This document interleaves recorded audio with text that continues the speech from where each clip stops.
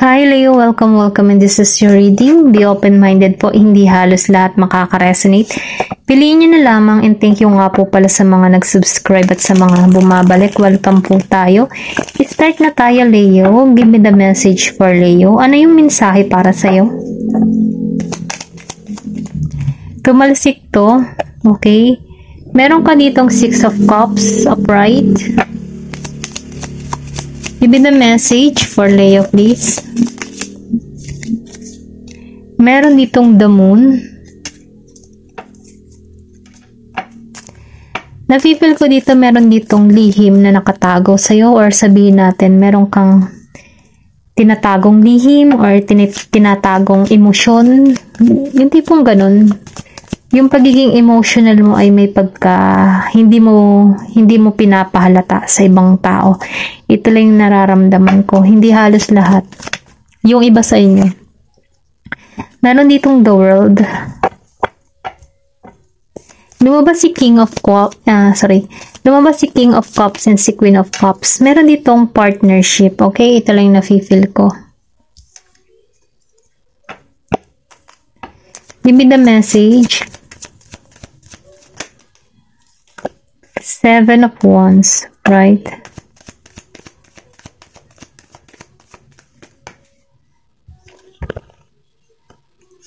Meron dito na the Hierophant and the 4 of Cups.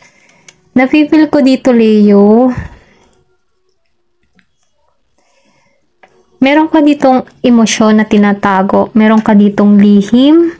Or meron ka ditong naaalala. Yung tipong hindi mo pinapahalata sa mga kasama mo na naaalala mo tong tao na to. Okay? Ito lang yung nararamdaman ko. Pero ganun pa man ano, nakikitaan ko dito na may soulmate. May soulmate kang minamanifest or may soulmate kang naghihintay sa'yo. Ito lang yung nararamdaman ko. Kasi lumabas si Queen of Cups and si King of Cups. Meron ditong manifestation na nagaganap. Kumbaga, maging klaro ka sa iyong mga hihilingin kasi ma-attract mo tong tao na to. Kasi lumabas si Queen of Cups, si King of Cups. So, ibig sabihin, meron dito na equal and balance na relasyon na parating sa'yo. Nafe-feel ko dito na may travel or pwede rin sabihin, bago makarating tong tao na to, kailangan ng travel, okay? Nafe-feel ko tong tao nito, Pisces. Pisces yung parating sa'yo. Then, nakikitaan ko rin dito na abundance to, okay? Kung makikita mo dito, may paglago, may isda. So, abundance. Malinaw yung sitwasyon or malinaw. Nafe-feel ko din dito, susundin ito yung takbo ng puso niya. Papatungo sa'yo. Ito lang yung nafe-feel ko. Mabuti yung hangarin ng tao na to. Ito lang yung nakikita ko. Okay, ito yung parating sa'yo. Si Pisces at si Scorpio and Cancer. Ito lang yung nakikita ko dito. Meron ka dito naaalala. Hindi halos lahat meron kang naaalala or pwede rin sabihin meron taong nakakaalala sa'yo. Yung bawat sandali na magkasama kayo. Okay? Tingnan pa natin dito. Meron ditong nakalihim na emosyon. Hindi nagpapahalata ng totoo niyang nararamdaman. Pero nakikitaan ka ng tao na to ng balanse. Kasi kung makikita mo dito yung dalawang aso, black and white, yin and yang, may balance. Ito lang yung nararamdaman ko. Kaya lang meron ditong nakatago. Pero ganun pa man start pa rin tayo. Maybe in the past hindi mo na tagpuan tong offer na to, itong parating sa'yo, or pwede rin sabihin na meron kang na-experience na hindi maganda, na kung saan nakatungo ka sa mga pagkawala or sa mga pangyayari na nagsisisi ka. Kasi nakikitaan ko dito na meron ditong babae na nalulungkot, nakatuon siya sa mga nawala para sa kanya. Pero ganun pa man nakikitaan ko rito na merong offer na parating sa'yo. Kung pagtutuunan mo lang yung pansin or yung tipo ba na magtutuon ka sa pagbabago, makikita mo tong offer na parating sa'yo. Kasi ito'y talagang patungo sa'yo. Then dito sa The World and the 4 of Wands, nafe-feel ko dito sa The World may travel or pwede rin sabihin na may travel na papunta sa'yo, or yung tipo bang nagbabala ka mag-abroad or mag-relocate, or pwede rin sabihin na may distance sa inyo nitong tao na to, okay? Kasi kung makikita mo dito may boat, maybe may pagkasiman itong tao na to. Ito lang yung nararamdaman ko, may seaman or may travel. Or pwede rin sabihin na dito mo matagpuan itong tao na to sa abroad. Or pwede rin sabihin bakasyon, may ipakilala sa'yo. Kasi meron ako nakita ditong 4 of Wands, 11-11. Nafe-feel ko sa 11-11, meron ditong mensahe para sa'yo. Yung guardian angel mo. Search mo na lang yung 11-11 at merong kahulugan yun, okay? Then, nafe-feel ko dito sa 4 of Wands, magiging kang masaya dito. Merong reunion, meron ditong event na nakakaharapin ka, or pwede rin sabihin na meron kang event na pupuntahan na kung saan na magbibigay sa'yo ng kagalakan at pwede rin mo makita tong tao na to or ipakilala sa'yo. Ito lang yung nakikita ko. Ma-attract tong tao na to sa'yo. Then, dito, no, sa 7 of Wands, nafe-feel ko ma-attract ng tao na to sa'yo sa panahong ikaw ay grounded. Yung tipo bang masyado kang pinoprotektahan yung sarili mo. Hindi ka nagpapakita ng interest sa ibang tao. Ito lang yung nakikita ko. Yung tipong sa iyo ka lang, yung pinapahalagahan mo lang yung sarili mo, wala kang pinapapasok sa buhay mo. Pero itong tao nito biglang darating nang hindi mo inaasahan. Meron kang person na parating na Aries, Leo, Sagittarius, Taurus energy. Okay, and Pisces, Cancer, Scorpio. Ito lang yung nakikita ko. Then, nafe-feel ko dito na open yung iyong itong stomach mo, yung tipong yung guts. Sinasabihan ka dito na sundin mo yung guts mo. Masisense mo kung sino yung tao na to, or masisense mo kung ano yung motibo ng tao na to. Ito lang yung nafe-feel ko. Then, sinasabihan ka dito, no, may guidance para sa'yo. Nakikita ko rito sa The Hierophant, ikaw yung tipo ng tao na relihiyoso, or pwede rin sabihin na meron kang paniniwala na kaibahan sa iba. Ganon na yung nakikita ko. Pero dahil lumabas itong ladder, matatahak mo yung tagumpay, okay? Hindi lang biglaan, marami kang pagsubok na kinakaharap, pero in the end, sa'yo yung liwanag, sa'yo yung tagumpay. Kasi napipili ko dito na merong paglago. Kasi kung makikita mo dito, tree na to puno na, okay? Pero ganun pa man, nakikita ko rito na magkakaroon ka dito ng kaliwanagan. Ito lang yung nakikita ko. Isa kang tipo ng tao na masayahin. Hindi ka madaling maapektuhan sa sabi-sabi ng ibang tao. Then nararamdaman ko dito na marami kang idea, marami kang pangarap. Na once na may pangarap ka talagang ginagawa mo at uma-action ka. Ito lang yung nararamdaman ko.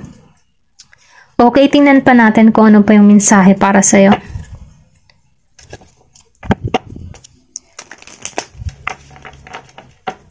Give me the message for Leo, please. Ay. Meron ditong Lilith. Hindi ko na itong kunin itong tatlo, okay?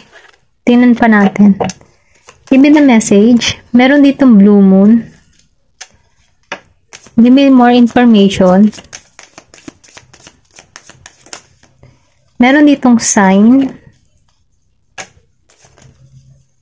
And Balsamic Moon and the Sun. Okay? Lumabas ang the Sun. Nafe-feel ko dito na may tagumpay. Minumungkahi ka dito, no? Mahanap mo yung balance para sa iyong sarili. Ito lang yung nakikita ko. Lumabas ang Lilith. So, ibig sabihin ng Lilith, may babalik mo yung lakas mo or yung tapang mo. Kasi nararamdaman ko dito before, nawalan ka ng lakas na loob or tapang Yung parang may kinuha na importante para sa'yo na biglang nagpasakit sa kalooban mo. Pero ganun pa man, may babalik mo muli yung tapang at lakas ng loob. Nafe-feel ko dito na meron ditong energy ng pagka-phoenix. Kasi yung phoenix, alam mo yung tipo na nawala, then bumalik siya at naging maayos at naging matagumpay. Kumbaga, bumalik sa naibalik niya yung kanyang tapang at lakas, yung power na meron siya. Yung tipong ganun. Ito rin nararamdaman ko. Kasi kung makikita mo dito, meron ditong dugo. So, ibig sabihin, marami kang pagsubok na kinaharap na ibinalik ka. Lalo kang pinalakas or pinatatag ng panahon. Ito lang yung nararamdaman ko. Then, dito sa Blue Moon, nakikita ko dito na ikaw ay ready ka na sa pagtahak ng panibagong oportunidad. pagtahak ng panibagong simula. Ito lang yung nararamdaman ko. Na yung tipong handa ka ng gumawa or kumilos ng panibagong goal na kung sana pinag-aaralan at ikaw na mismo talaga yung maghuhulma ng anuman gusto mong mangyari sa buhay mo. Yung tipong ganun. Ito lang yung nararamdaman ko sa Blue Moon. May gagawin ka ditong kakaiba na sa iyo mismo, may pagka-unique, okay? Then dito sa the sign, if you're looking for a sign, here it is. Kung meron ka mga sign na hinahanap, andito, okay? Meron ka dito makukuha na sign sa message na to. Then, nafe-feel ko din dito, na meron ditong transformation na nagaganap sa buhay mo. Ito lang yung nakikita ko, or pwede rin sabihin, ito yung parating sa'yo, yung transformation. Then, lumabas ang dasan. Nafe-feel ko dito sa dasan, meron ditong kaligayahan, tagumpay na mangyayari sa'yo. Na kung sana, mahanap mo yung balanse. Then, dito sa balsamic moon, sinasabihan ka dito or pinapayuhan ka dito na ang mga bagay-bagay ay dumarating and then umaalis. Pero ganun pa man, kahit ano man yun, masakit man o mabuti, magtiwala ka kay God, kay Jesus, sa universe. Kasi napipili ko dito na once na sinosurrender mo lahat ng mga problema or yung mga kinakaharap mo, meron yung magandang ibubunga para sa'yo. Kasi nagtitiwala ka sa Diyos Ito lang nafe-feel ko. So, once na ikaw ay nagtitiwala at sinurrender mo lahat ng mga alalahanin mo, sigad na yung kikilos, a-action para sa'yo. Ito lang yung nararamdaman ko, okay? Tingnan pa natin kung ano yung mensahe para sa'yo.